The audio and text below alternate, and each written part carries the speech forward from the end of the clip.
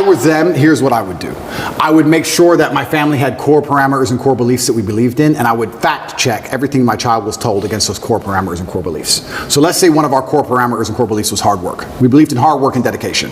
When they came home and told me something about body shaming or the fact that models can change, I'd say, does that agree with the beliefs and the merits that this family has decided we're going to operate under? Yes or no? I would have a framework, I would have a gate which ideas have to penetrate through. Every idea has to be fact checked against a gate, a parameters of set values that was stuck to my last name. Honor, courage, discipline, hard work, whatever those parameters are. And I'd say to my child every day, what did you learn in school? I'd listen to it and I'd say, does that align with our value on this? And also, I'd make this very clear, because this was done to me as a child. I'd make it very clear to my children that they're exceptional. I think every single person is exceptional for different reasons. We talk about normal children, normal families. That doesn't mean they're not an exceptional individual. They can still be an exceptional person. Totally. Who knows what they might become. Sure. I'd say you're an exceptional. You don't believe what everyone else in that school is told to believe just because it is said. You're an exceptional person, and we have a framework we operate under because your last name is X and our framework is this. Does that align with hard work and dedication? No, it doesn't. Why are they trying to tell you that? Because they're trying to attack the framework which you need to be successful. My father said to me when I was young, my father had many quotes, and I use them all the time, but one of my favorites was, I allow manipulation to find out where my enemy wants me to go, and then I use my mind to break the trap and punish the perpetrators. That's the exact line I will tell my child. I'll say, they've attempted to manipulate you. We've allowed it. I allowed you to go to school and listen to this. Why were they trying to manipulate you? Where do they want you to go? They want to take you away from discipline. Yeah. They want to take you away from hard work. Now we're going to use our minds to break the trap. We now know what they want. My father explained this saying to me, and he said why it was so important, and it's true. If you don't allow them to manipulate you at all, you don't know where they want you to end up. You might get tricked another way. You might take another road to the same destination. You allow the manipulation. Tell me what you want me to believe. Tell me what you want me to understand. Allow it to manipulate me all the way to the end. I see the end goal. Yep. This is what you want. No. And this is what I would teach my children. Explain. Your time in school is going to teach you some very important things that you need to know. And they're also attempting to psyop you and trick you and poison your mind. And we are going to discuss daily, built within our family framework, within the code of our last name, to see which are true and which are lies. It takes work, like everything else on earth. It takes work, and I know it's hard. Parents are out there, they're working, they haven't got time, their kids are on the internet. It's difficult, but you have to put the work in because you're almost fighting an enemy for the minds of your children now. You know what I think? You know what I think is, that's great, very good feedback. But so I lived in Iran, and in Iran, you'd go out there and you'd say, so hey, listen, people asking about religion, don't talk about it. Are we Christians? I don't know. Talk to my mom and dad. You don't need to answer the question, right? Because there's that fear. So parents are teaching kids to not talk about their values and principles. The element that parents fear what the school's going to say to them and not give the kids the best grades, because imagine you got a 10th grader or even a senior. If you really say what you believe in, that teacher gives you a C. You don't get the A to get the 4.3 GPA to get the scholarship because you can't afford it. You have to be like constantly like this. So parents are telling their kids, look, whatever I'm telling you, don't tell them. I think it's bigger than that. I think a part of it is this is the first time we had stats, and I don't know how long this was, where kids graduating high school are not valuing a four-year college as much as they did before, okay? That is a threat to the establishment because they can't be a control, right?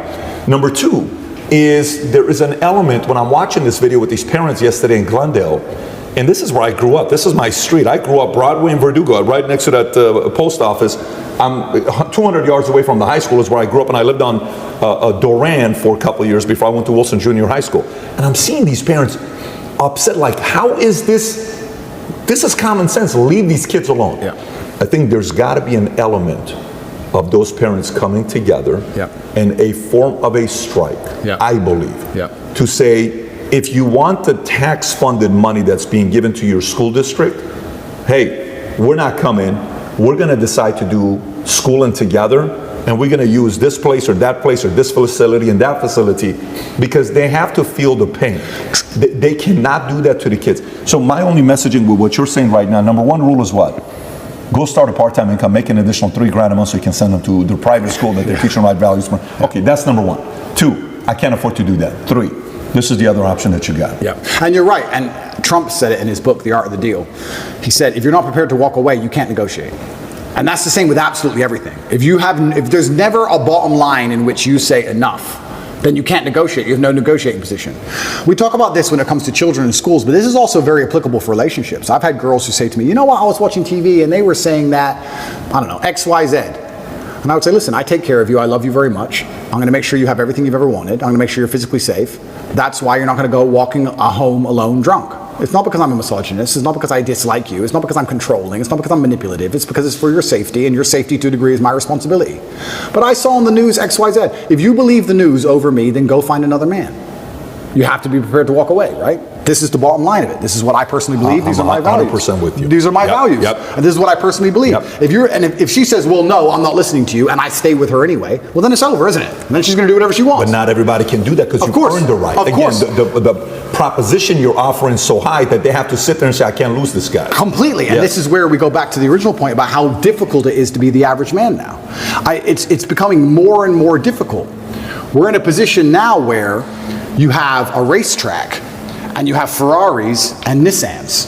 And yeah, we can discuss how the Nissan might beat the Ferrari, but the truth is, it's hard. It's very, very hard. If I was a man and I was starting all over again, I would do the same things I did. I would wake up and say, okay, this game is extremely difficult. My best chance is to level up my character to a point where the game becomes easy. Because life does become easy at a certain point. Yes, now I'm in a very unique situation. But before this situation, I had only 3 problems in my life. My health, which I take care of, my woman, who I take care of, and money. That was it.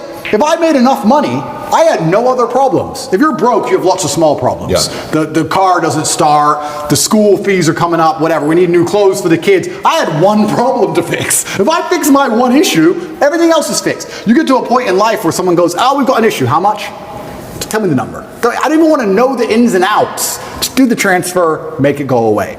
So, yeah, as a man, I think you have that imperative to understand that the video game of life as a man is exceptionally difficult, and especially as you get older, as you progress with the levels, it gets harder. It's getting harder and harder. You need to level up your character. This is what amazes me when men go, I struggle with motivation. How can you struggle with motivation in the modern world? Are you asking to just lose? Are you asking to just be erased from humanity? Yep. Are you asking to be invisible? How can you be an 18-year-old man and say, I don't have the motivation to train as hard as possible and get as rich as possible? You are born to lose if you don't have motivation at 18.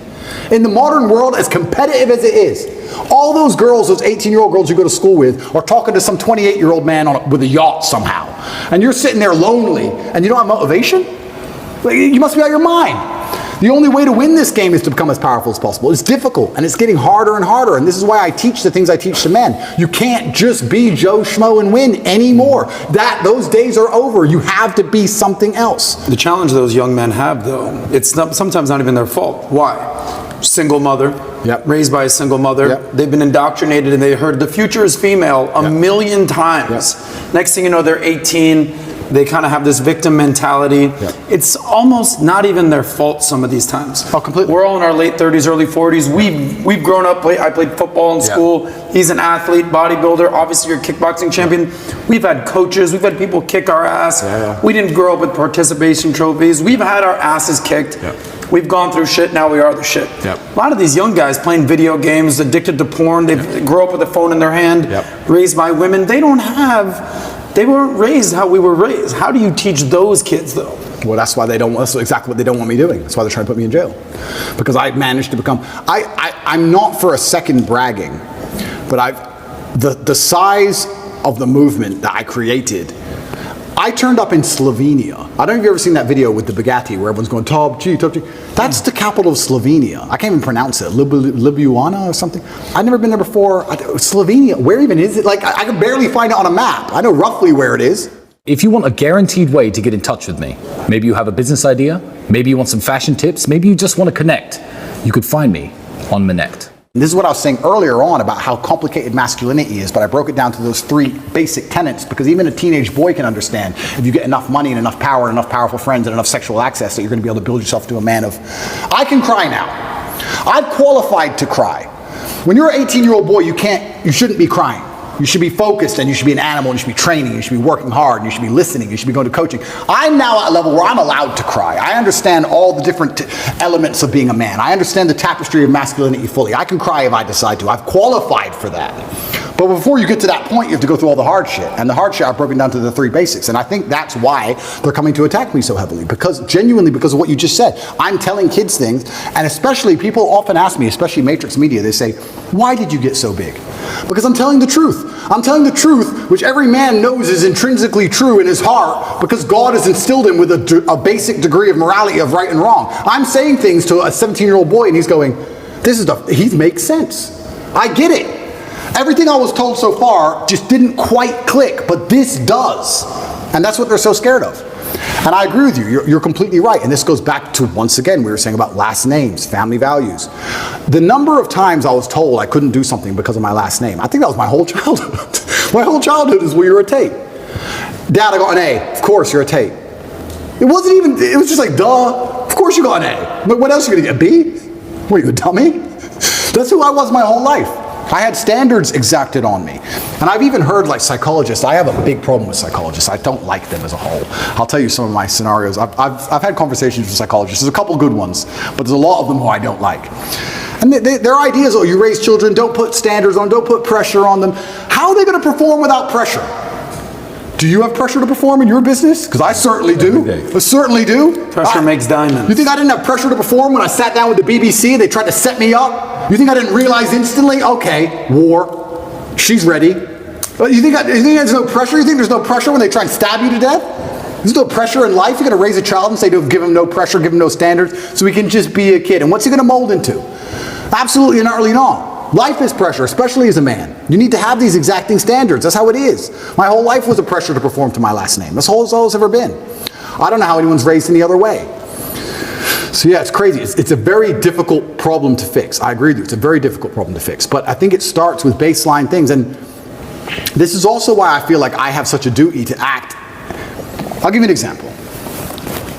If I could lie right now for $10 million and nobody would find out, nobody, I still couldn't do it. Because God would know and he'd punish me sooner or later. I really, truly believe that I would pay the price for that lie. I truly believe it. I think if you're a man and you're growing up and you're saying, how do I act? What do I do in this scenario? What would God want you to do? Tell the truth. You'd be amazed how far just telling the truth will get you. In any situation, I can give you benign situations that don't even matter. Your girlfriend caught you.